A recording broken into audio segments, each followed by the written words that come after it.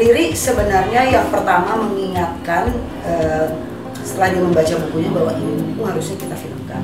Saya tuh ngelihat cerita ini punya potensi yang selama ini saya selalu minati dari sebuah cerita gitu. Terus yang penting mungkin yang saya selalu katakan bahwa ada cerita tentang zaman kita sekarang.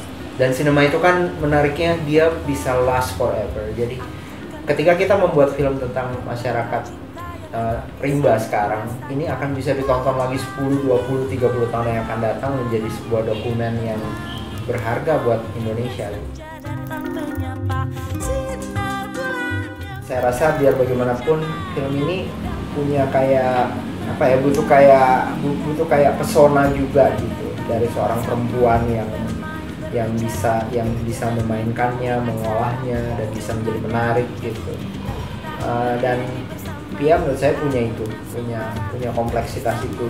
Oh, satu lagi sih sebenarnya kamu ditambahin, tidak semua orang memang punya kenyamanan buat masuk ke sebuah ruang kayak rimba.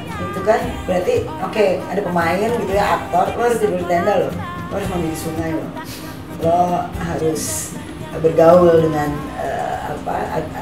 membiasakan diri dengan kebiasaan mereka gitu. Jadi nggak ada masalah. Jadi nggak ada masalah. Ya karena kita sekarang masih hidup di dalam era pasca reformasi, kita belum masuk ke sebuah waktu yang baru. Menurut saya sangat relevan cerita ini dipikirkan kembali. Saya pikir reformasi adalah waktu yang menarik untuk kita memulai sebuah diskusi ini di mana kita berada. Jadi kalau film saya ini nanti diputar lagi 40-50 tahun yang akan datang, itu orang akan tetap mengingat ini sebagai sebuah era, sebuah waktu. Saya lebih spesifik lagi mungkin melihat bahwa itu pertanyaan besar aja buat kita semua ketika ada tulisan Indonesia pasca reformasi ya, apakah kita sudah reform? Tiba-tiba pas take pertama masih pakai BH, take kedua tiba-tiba dilepas BH-nya. Oh udah nggak bisa bu, mesti dipakai lagi. Sempat itu memang iklim yang lembab, terus mereka harus menyusui. Jadi hampir semua ibu-ibu yang sudah melahirkan anak umurnya bisa 15-16 tahun, nggak pakai. Sebagian besar apalagi yang dari dalam itu justru telanjang dada total gitu. Tetapi mereka yang sudah mulai berinteraksi harus berdagang atau itu mulai menutupinya dengan ya seperti itu. Jadi itu bukan kita beliin terus dipakein gitu.